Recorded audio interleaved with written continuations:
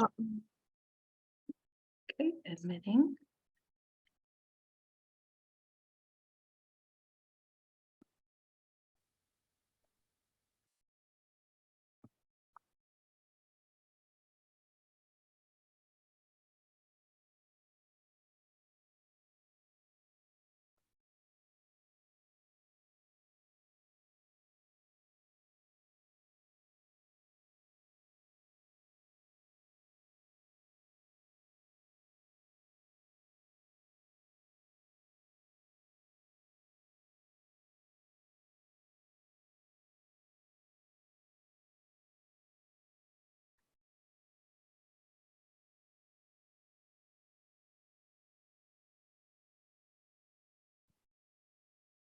Hi, everyone that's just now logging on. We're just going to give it a few minutes while people get all logged in, and then we will get started.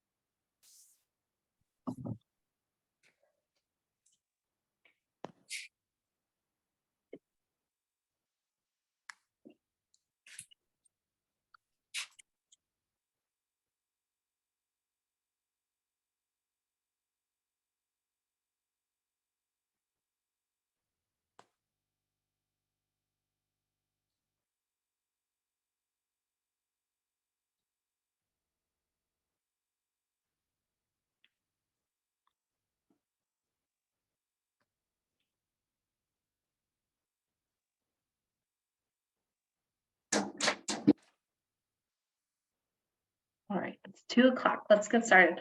Good afternoon, everyone. My name is Caitlin Green, and I'm our Alzheimer's Services Coordinator here at Adult Day Health and Alzheimer's Services.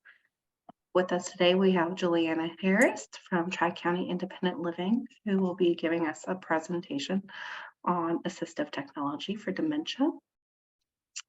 This presentation will be recorded and stored after the fact on HSRC's website, and I will be sharing all those details within the chat box throughout the presentation, and we are going to hold questions until the very end. All right, Juliannah, I will pass it off to you. All right, thank you so much. Okay, so hi, I'm Juliannah Harris, and we're going to go over assistive technology for dementia. Who am I? I'm the Assistive Technology Coordinator for Tri-County Independent Living. I have a master's in Assistive Technology and Human Services from CSU Northridge. And I've been in the assistive technology field for over 10 years.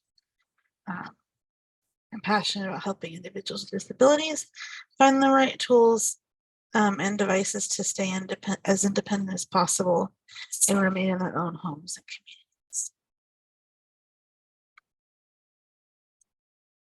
And a little bit about Tri-County Independent Living. We provide a variety of services to individuals with disabilities of all ages. Things like advocacy, assistive technology, emergency preparedness, information and referral, independent living skills training, transitioning from a nursing home into the community, youth services, and more. We have offices in Eureka and Crescent City, and we serve Del Norte, Trinity, and Humboldt counties. So just a brief definition of dementia. Dementia is not a specific disease, but rather a general term for the impaired ability to remember, think, make decisions that interfere with everyday life activities. And that's from the Centers for Disease Control. Alzheimer's is the most common type of dementia, but there are other causes. And dementia is not a normal part of aging. And then just briefly, what is assistive technology? Assistive technology means any item, piece of equipment, or product system, whether acquired commercially or off the shelf, modified or customized, that is used to increase, maintain, or improve the functional capabilities of an individual with a disability. Assistive technology falls into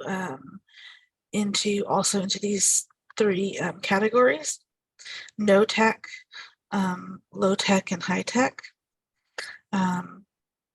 No tech would be something like colored dots to mark medicine bottles. And low tech would be something like a bottle opener, a specialized bottle opener, or those little guys that clamp onto the can and automatically open up the can for someone who can't twist the regular ones. A high tech would be something like computerized system, like something for folks with speech difficulties, that would be their voice. So it's useful to look at the different types when as we're going through the slides. So see, and let's get into it. So for entertainment, there are these little busy muffs that you can get, and they have different little tactile guys, and they're just nice to feel and things to fiddle with to keep your hands busy. And then we have busy boards and busy boxes, and those sometimes can be made if you have some of those items on hand. These are all examples of no tech AT.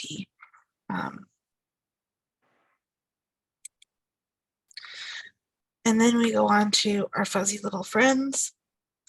The teddy bear on the left, you can put MP3 songs on there, or MP3 recordings.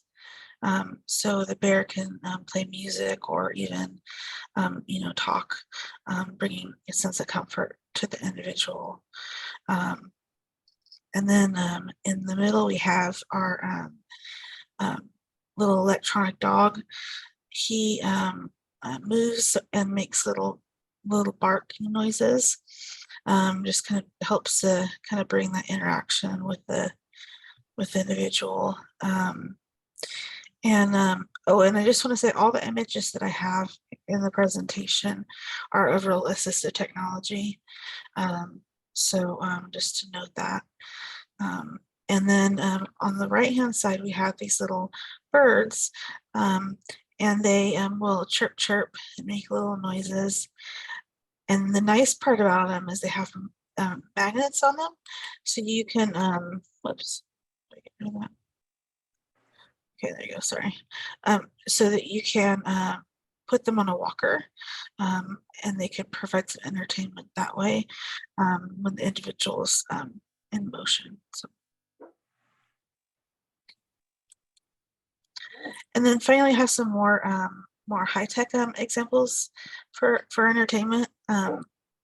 These are music devices. So the one on the left, it can play the radio or MP3s that you've stored onto the device. And it has just one button and then a volume adjustment. So it's pretty simple to use.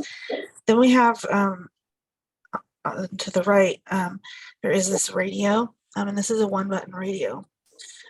One button turns it on. You press that same button and it turns it off. It comes with controls to change the radio to a particular station that are then removable by the family member or caregiver, so that they can just access that one station by that one button. Then we have things like this one right here, which is plays just Christmas songs, and that can help bring someone back to a certain time or place that they enjoyed, and bring back some of those memories. And then we have on the very right, this is a white noise machine. So it's good for sleep, to play some white noise that can be conducive to sleep and just overall relaxing.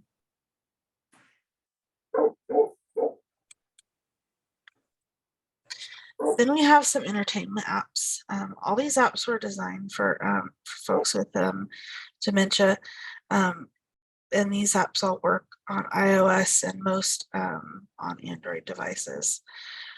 So Train Your Brain is a collection of games, games that help develop memory skills and having fun.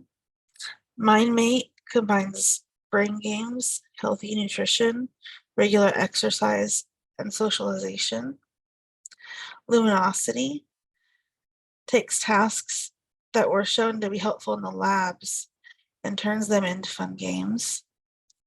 And then the last one is a special note. This is Mojo, and this app is an online support system and helps connect everybody involved with caring for the individual from the grandkids up. It has ways to integrate, and it's a really neat one. And then we have adaptive dressing.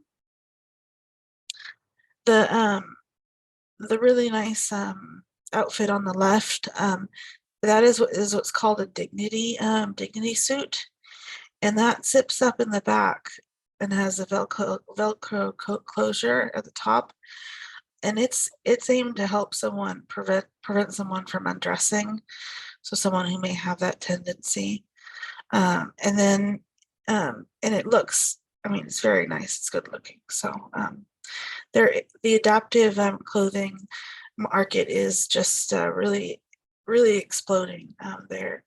Even like Tommy Hilfiger, for example, does adaptive clothing. So there is a great need for it, and the market is just expanding. So in the middle we have a regular workwear and regular men's shirt, and it does Velcro on the cuffs so that the individual can close that easily. And then we have on the right a red shoe with a zipper that goes all the way down. So this helps with putting on and off shoes, which can sometimes be a difficult thing. And then we have some undergarments that button in the front for easily making it easier to put them on, and if changing is needed. So those are great. And then next slide. And then we have weighted wear. So this is things like weighted blankets, weighted lap pillows, and even weighted scarves. Weighted wear has been shown to help improve overall anxiety, and also bring a sense of calm. And it can also be a good tool for kind of helping someone relax and get to sleep. So these are really great. They can be purchased over online. Also, I've known folks to sew them. You can buy the inside stuffing and make your own.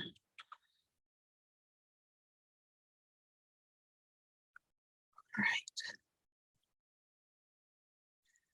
And then we have clocks. So clocks are really important because folks with dementia can get a little anxious or nervous because they don't have a good sense of time anymore. And one thing that really helps that are our clocks.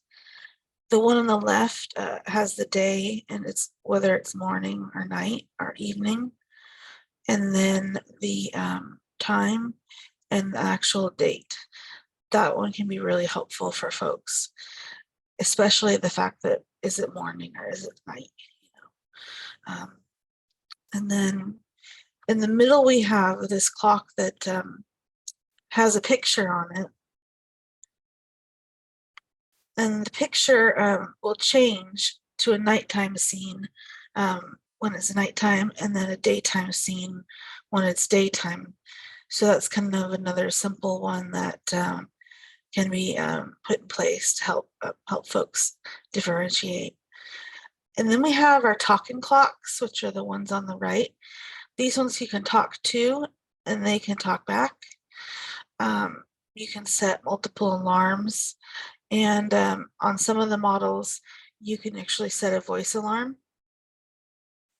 So like take your medications, something like that, or time to get up. So those things can actually be programmed in some of these talking clocks, which are great. Now, I do want to mention there is an app called Recall Q. Recall Q, it presents kind of like the clock on the left. You use an app on an iPad or Android tablet, and it turns itself into the clock. And then the nice part about the Recall Queue is that you can then video chat with folks, so the person caring for the individual can initiate a video chat that will show up on the clock for the person that has dementia with that Recall Queue app. There is a cost of subscription for that, but it does offer some really neat services, and it's a very could be very helpful.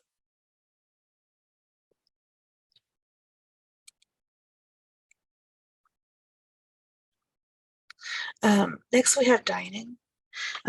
We have things like these scuba bowls.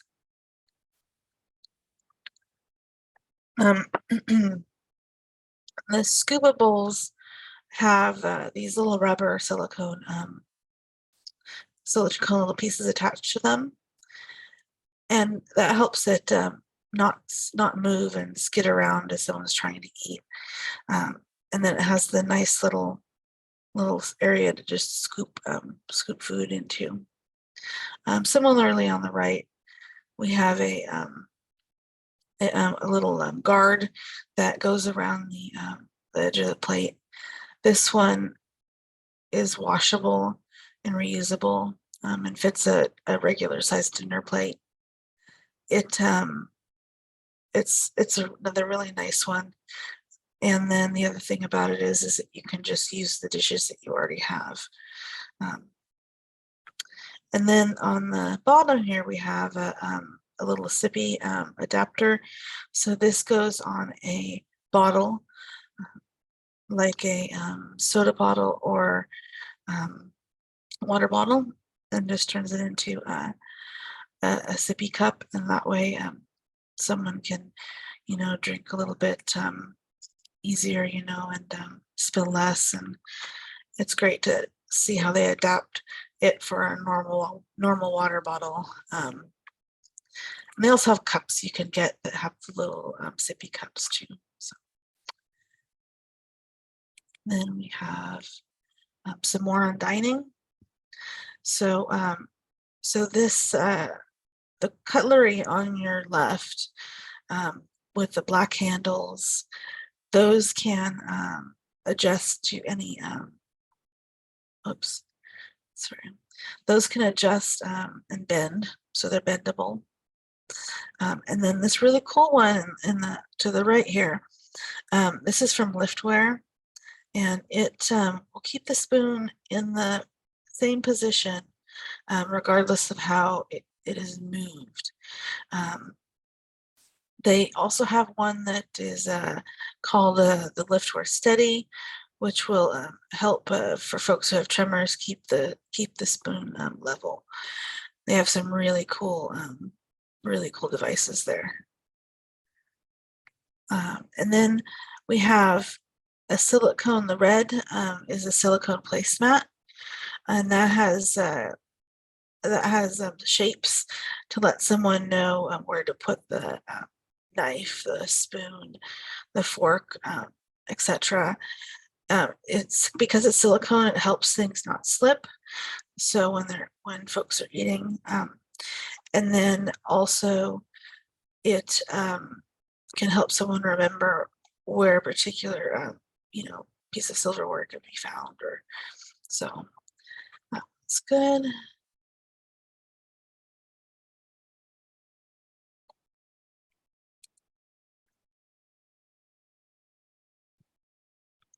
All right, and then now we come to accessible phones.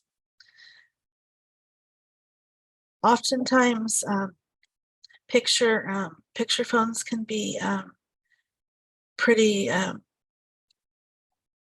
well introduced. The one in the middle has a picture for each button. The one on the right has pictures, but then it also has your traditional number keys. So for someone who is able to just still remember some numbers but has difficulties with others. And then on the very right hand side, we have a photo phone, and this has several pages of buttons that you can program to be able to call individuals. I want to mention that there is a program called California Connect, formerly California Phones, that you can get an adaptive phone for someone with difficulties. The phones are for landline phones, but it's part of the money that you pay in taxes as part of your phone bill goes to fund this program. And folks can get phones for hard of hearing, for memory, for low vision, all kinds of different disabilities. So that program is really great. That's called California Connect.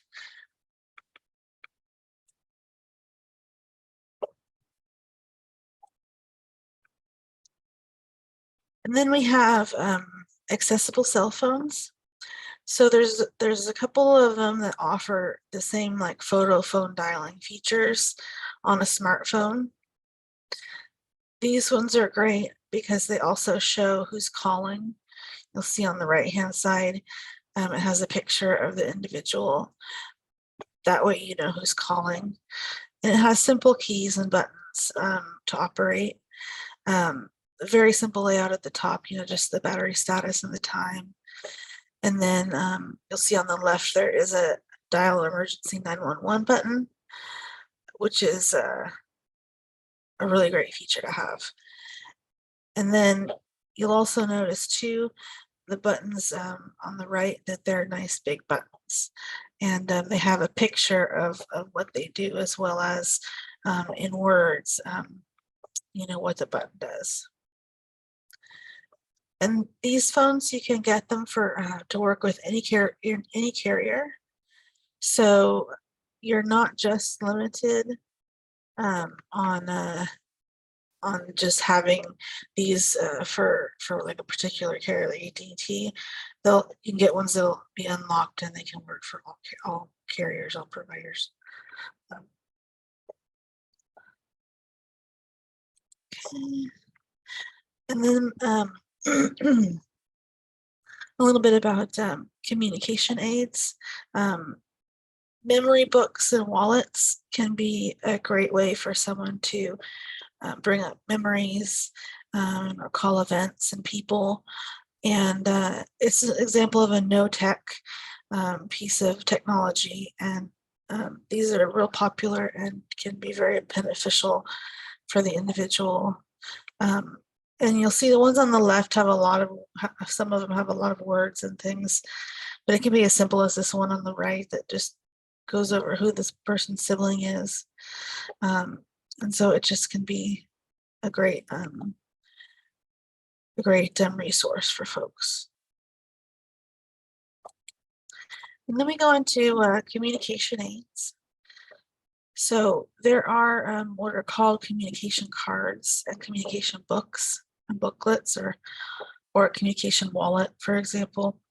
The one on the left, it has pictures and then it has word of what the item is.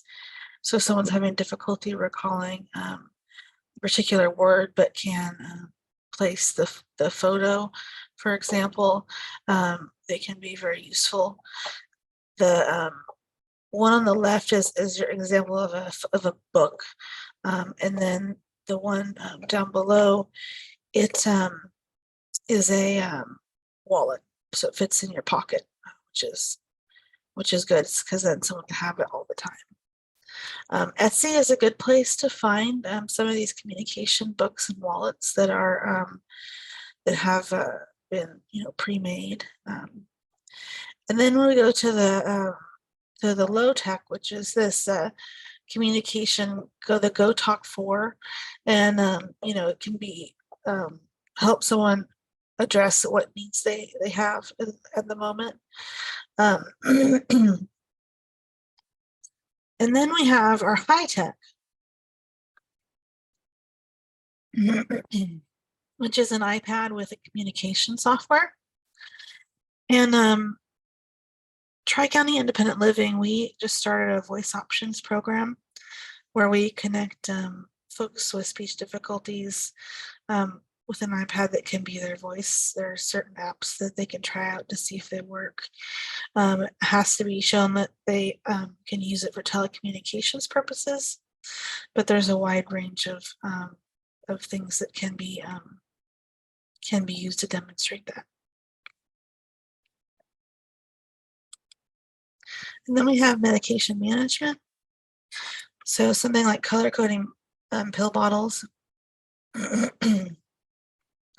And then we have these really cool time since last opened, and they have a counter and it'll keep track of how long it's been until the bottle's been open. So someone with mild cognitive ability, it could be a way for the family to check and see if they're taking their medication. And then we come to electronic pill devices, pill boxes. The one on the left lights up the particular module that someone needs to take. And it has this nice large clock there. And it's this one's real popular.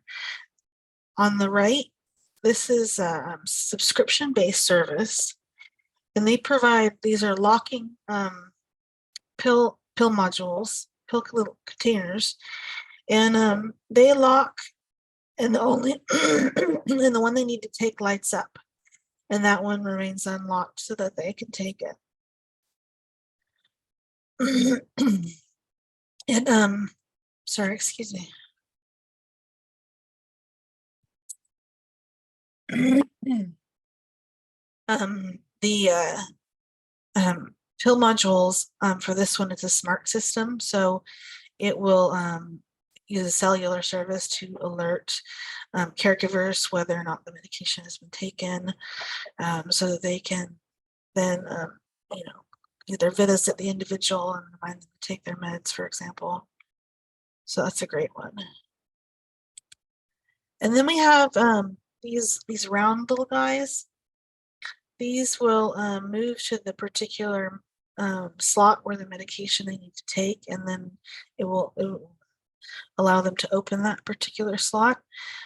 The one on the left flashes, and it has flashes, and it also like it makes loud noise. The one in the middle is a locking box, so this one's special because it locks, and so you take the locking key with you. It's very loud. It will have the little slot where you can get your medication. The one on the right, this one is really cool. This one is called the Hero, and you pay for it monthly, but it can also sometimes be covered by Medicare or partially covered by Medicare, which is great. The neat part about this is it's a medication dispensing system. So the medication lives in the Hero here, and caregivers can load medication into the Hero and program it. It's pretty simple to do. And then the medication at the particular time they're supposed to take it is dispensed into a little cup at the bottom. And it has a sensor on it, so it knows if that cup's been moved or not. And if it hasn't been moved, so indicating that it has not been taken, then it sends an alert to the family member or caregiver that they need to take their medication. So this one's relatively new, and it's a great piece of equipment. And then we have home safety. So for home safety, we have things like your typical cabinet locks. And then you'll see on the left, this is kind of a neat one, and I really liked it. It's the magnetic, it's a magnetic lock. So the cabinets themselves look just like they normally would, but behind them is a lock and a little latch. And then by bringing that magnetic key that the individual has in their hand to the cabinet, which interacts with a magnet on the little latch, it unlocks the cabinet. So that way there's no visual there's no visual sense of being locked out of something, and things can be kept safe. So that one I really, really like. And then on the right-hand side, we have things like your anti-scald devices. These go on like shower heads or faucets. They can be purchased at Ace relatively inexpensively, or other hardware stores. And they just prevent the temperature from getting too hot that someone could get burned. So things like that are great to have around.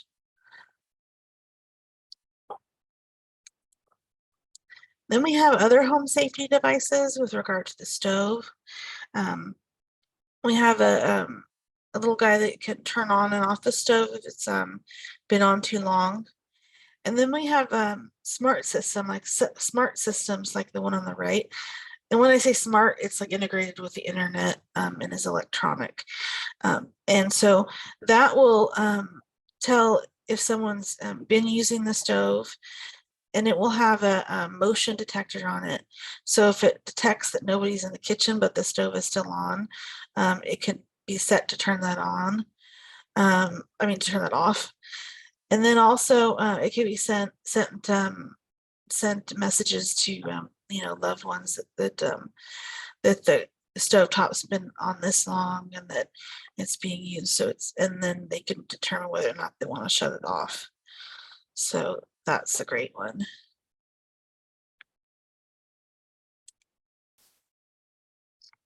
And then we have some home monitoring devices.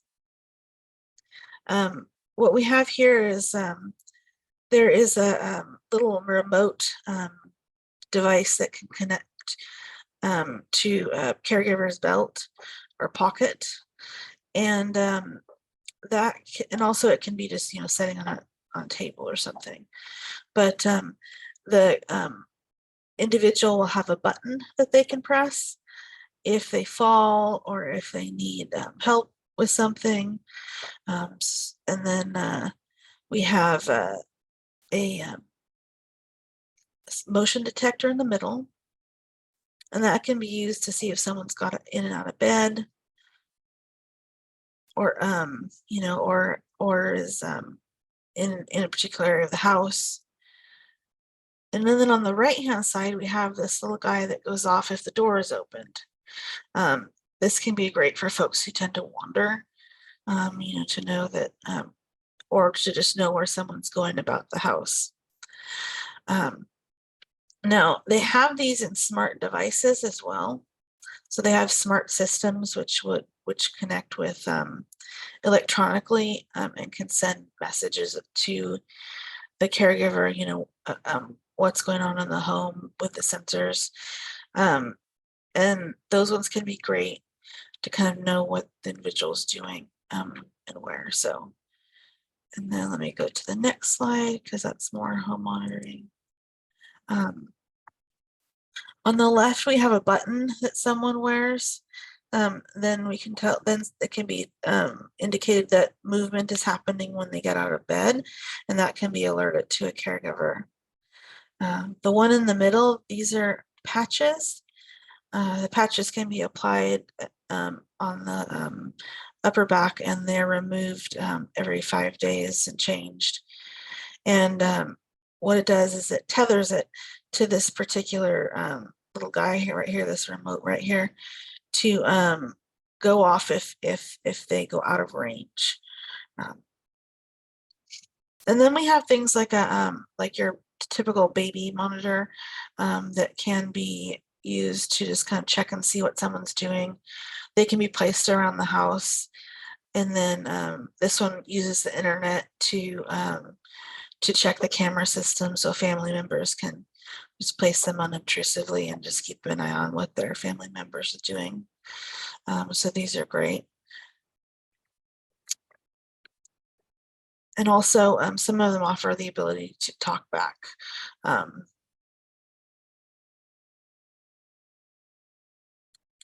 Okay, next slide.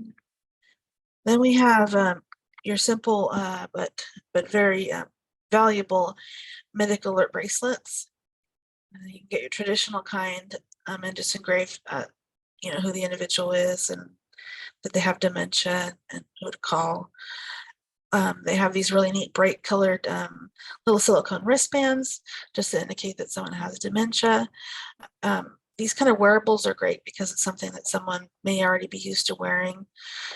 Therefore, it may not get removed as frequently.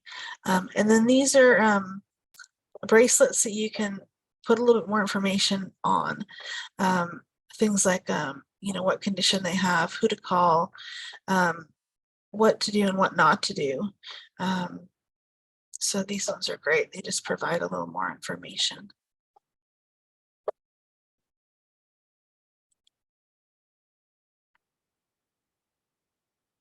Now we have our emergency response devices. There's the typical medical alert devices, which is what you see on TV a lot, that have that call center that someone calls into.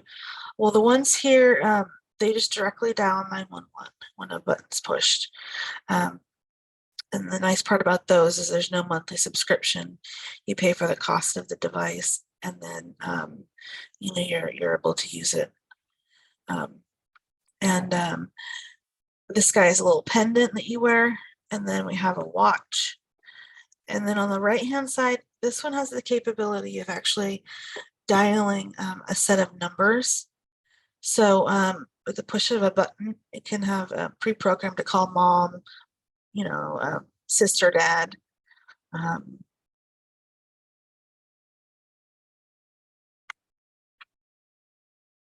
Okay. And this one's really neat. It does have the large print phone numbers that someone also flashes. So the flashing can be really useful for some folks.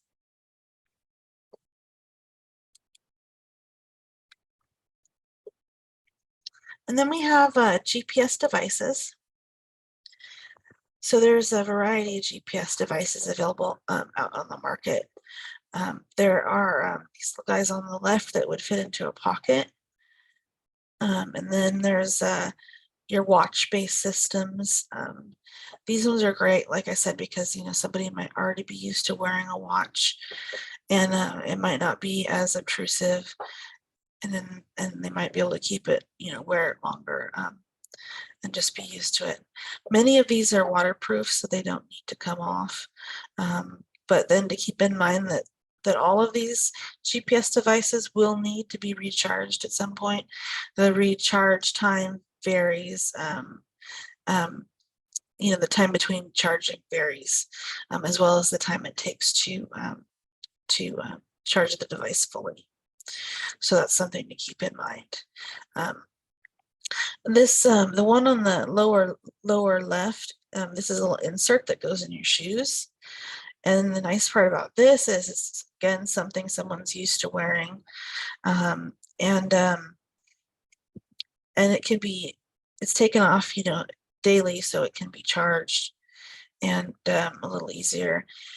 And it's just something that someone's used to wearing, so it's not going to be uncomfortable or anything. And then we have this guy. It's just a little one that goes in your pocket to track and tell where someone is.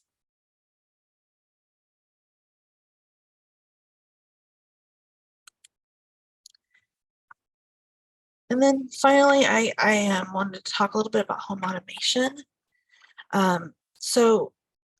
We have our smart devices, our Alexas, our Google Nests and things like that. And those are wonderful at home automation. And they're also wonderful and easy to use. So someone can just talk to them and, get feedback right away. So they're a real good resource to, and they can be that talking clock for someone, that reminder alarm that goes off on when a calendar event happens and things like that. But also they can be used to control elements of the home, things like lights and locks on the doors. So to make sure that once the door is open, that when it's shut, it locks. The lighting is really cool. That can help people tell night and day a little bit better by dimming the lights, for example, when it's evening time. And then you can also set the lights to go on when it senses motion. So if someone walks through the home, the light can be turned on for safety. And then things like appliances can be controlled, so turning on and off of the stove, being alerted of that. Things like temperature control, so they have smart thermostats, which you can control the temperature of the home and make sure that the heater's clicking on. I have a little picture on the right here which kind of highlights some of the things that can be home automated. But there is a huge array of devices that are being, that are now folks are able to do the home automation with.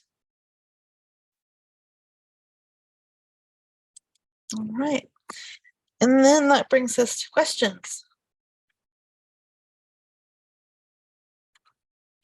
I saw quite a few come through throughout the presentation. Erica asks, are there a magazine that these products could be ordered from, or is there specific places to get them? Yeah, there are particular websites that you can go that do have these products, and I can provide a list of that when I provide the PowerPoint presentation. Make sure that gets emailed out to you guys. And then I think there's a catalog, but I have to look. I know they're available online though. All right, and I'm gonna go ahead and post the link right now.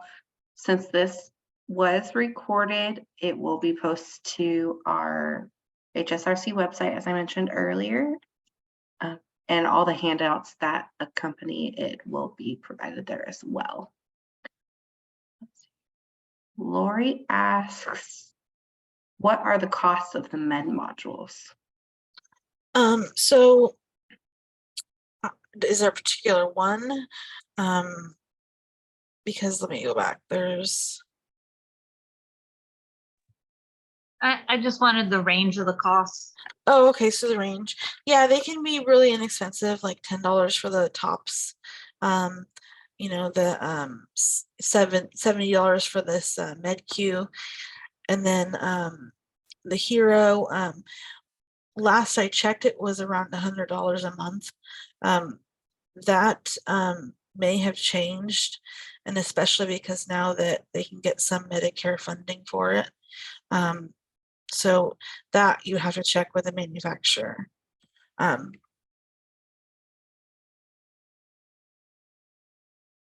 So I would say, yeah, like you know, $10 for the tops to around $100 for the Hero device.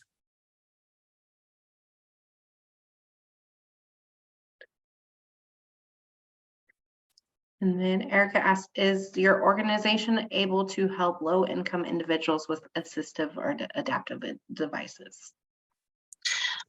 So we would be able to help them figure out where to get those devices.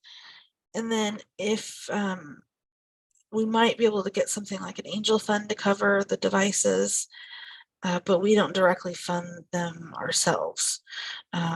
So that would be something we'd have to look elsewhere for the funding.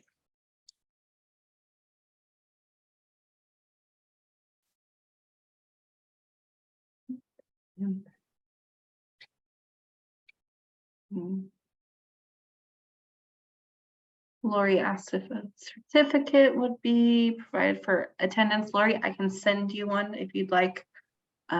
We weren't doing them in general because we're not offering this educational credits, but I can do that if you would like one. Yeah, just something would be wonderful. Yeah, Thank I can do that for you. And I just want to mention too that there is a whole lot of technology that can be used, you know, for folks with dementia. This is, you know, just kind of the tip of the iceberg. There's a lot out there, and you know, sometimes it takes talking with someone who knows about the available options, you know, like myself, you know, to help kind of brainstorm with the individual what might work.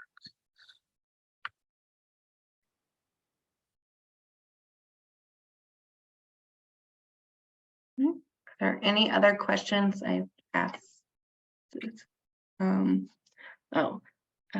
So are there ways to turn a stove off remotely? Yes. Yeah, you can get the little smart devices like the one I showed in the presentation, or something like a smart stove, which you can use your Alexa or Google to turn it off. So there are different types. You know, the first type would just send a message to a caregiver. And then the more advanced types can turn off the stove.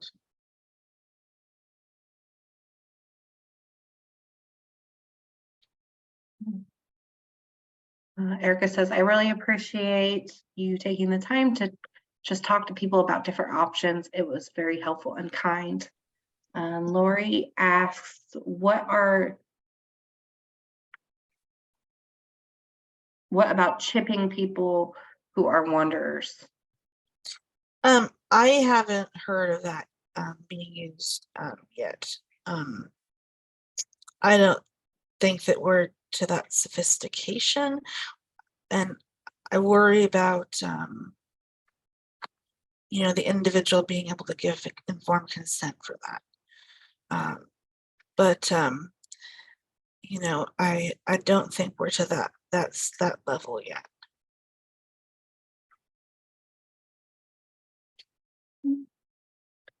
And Victoria says, thank you so much. There are some great devices you've shared that I didn't know existed. Are there any other questions? All right, I guess that is it then. Thank you everyone for joining today. And Juliannah, thank you for your presentation. It was great. After the meeting is over, there will be a short little survey with some questions if people want to answer them. All right, thank you. Okay, let me come over here.